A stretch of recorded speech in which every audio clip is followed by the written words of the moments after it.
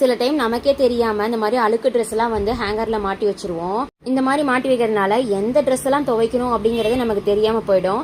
அதுக்குன்னு ஒரு பக்கெட் வச்சிருக்கணும். அந்த பக்கெட்டுக்குள்ள போட்டுட்டோம் அப்படின்னா நமக்கு தெரியும் எதெல்லாம் அழுக்கு துணி அப்படின்ட்டு. அதை எடுத்து நம்ம வாஷிங் மிஷின்ல போட்டு நம்ம துணியை வந்து துவைச்சிடலாம். தினமுமே நம்ம துணியை வந்து வாஷ் பண்ணி போட்டுறணும். 3-4 நாள்லாம் துவைக்காம விட்டுட்டோம் அப்படின்னா துணியும் சேர்ந்து போயிடும். வாஷிங் மிஷினும் வெயிட் அதிகமாகி அது ப்ராப்ளம் வச்சிரும். துணி சேரல அப்படின்னாலும் ஒரு நாள் விட்டு ஒரு நாள் வாஷ் பண்ணிடுங்க. இந்த மாதிரி பண்றதுனால துணி மடிக்கிற வேலையும் நம்ம கம்மியாகும். ட்ரை பண்ணி பாருங்க. மைண்ட் சொல்லும் இந்த இடத்துல போடக்கூடாது அப்படின்னு. ஆனா கை மட்டும் வேலை செய்யாது. ஏன்னா அடுத்தடுத்த வேலையை பார்த்து நம்ம ஹரிபரியா ஓடிட்டே இருப்போம் இல்லையா. அதனால கதவு மேல, பெட்டு மேல, சேர் மேல அப்படின்னு துண்டை போட்டுட்டே இருப்போம். இதனால ஃபங்கஸ் வந்து கிரியேட் ஆயிடும். அதனால யூஸ் பண்ணிட்டு உடனே காய வச்சோம்னா நமக்கு நல்லது. ட்ரை பண்ணி பாருங்க.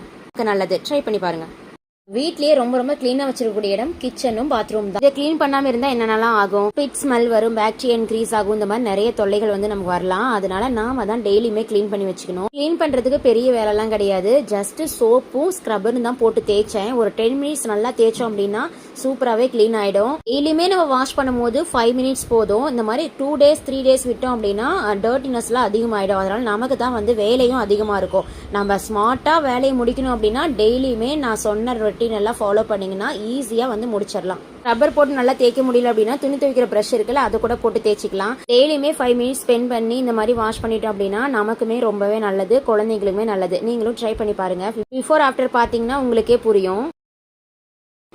கை வச்ச துணியெல்லாம் எடுத்துட்டு வரதுக்கு ஒரு பக்கெட் யூஸ் பண்ணோம் அப்படின்னா நமக்கு ஹெல்ப்ஃபுல்லா இருக்கும். அப்படின்னா பக்கெட்ல யூஸ் பண்ணி நம்ம எடுத்துட்டு வரும்போது கொஞ்ச நேரம் கழிச்சு கூட வந்து மடிச்சு வச்சுக்கலாம். பக்கமா அந்த பேஸ்கெட் வச்சுட்டோம் அப்படின்னா நம்ம ஃப்ரீயா இருக்க டைம்ல வந்து மடிச்சு வச்சுக்கலாம். ஆனா முடிஞ்ச வரைக்கும் உடனே மடிச்சு வைக்கிறது நமக்கு வந்து வேலை கம்மியா இருக்க மாதிரி தெரியும். ட்ரை பண்ணி பாருங்க.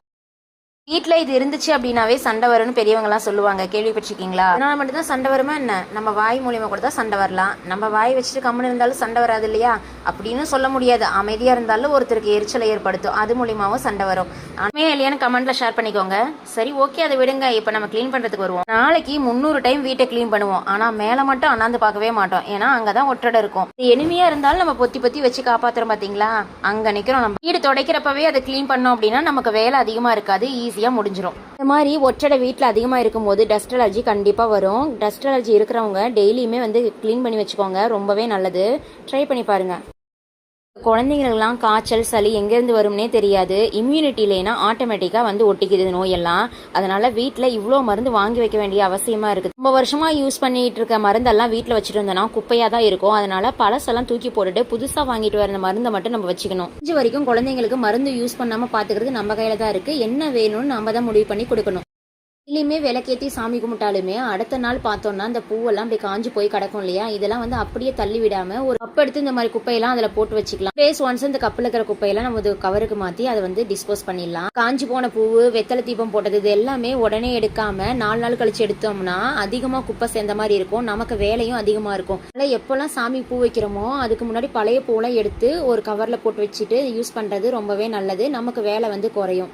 அட் சேம் டைம் பூஜை பாத்திரம்லாம் வாரம் 1 டைம் வந்து கிளீன் பண்ணி வச்சுக்கணும். அப்படி கிளீன் பண்ணி வைக்காம விட்டோம்னா உள்ள வந்து பச்சை கலர்ல பாச பிடிச்ச மாதிரி ஆயிடும். அதே மாதிரி வீக்லி ஒன்ஸ் சாமி படத்தெல்லாம் கிளீன் பண்ணிட்டு பன்னீர் போட்டு தொடச்சோம்னா ரொம்ப கமகமன்னு வாசனையா இருக்கும். அதே மாதிரி சந்தன குங்குமம் வாரம் ஒன்ஸ் நம்ம வைக்கணும். இந்த மாதிரி பண்றதுனால நமக்கு மனசுக்கு நிம்மதியாகவும் பாசிட்டிவ் வைப்ரேஷனும் கொடுக்கும். நீங்க வேணா ட்ரை பண்ணி பாருங்க. சொன்ன எல்லா டிப்ஸுமே ரொம்பவே உங்களுக்கு யூஸ்ஃபுல்லா நினைக்கிறேன். நீங்க ட்ரை பண்ணி பார்த்துட்டு கமெண்ட் செக்ஷன்ல கமெண்ட் பண்ணுங்க. அடுத்து என்ன வீடியோ வேணும்னு நீங்க ஷேர் பண்ணுங்க, நான் உடனே அப்லோட் பண்றேன். இந்த வீடியோ பிடிச்சா நம்ம சேனலை சப்ஸ்கிரைப் பண்ணி வச்சுக்கோங்க. தேங்க்ஸ் ஃபார் வாட்சிங். இதே மாதிரி யூஸ்ஃபுல்லான டிப்ஸோட நெக்ஸ்ட் வீடியோல பார்க்கலாம். பாய்.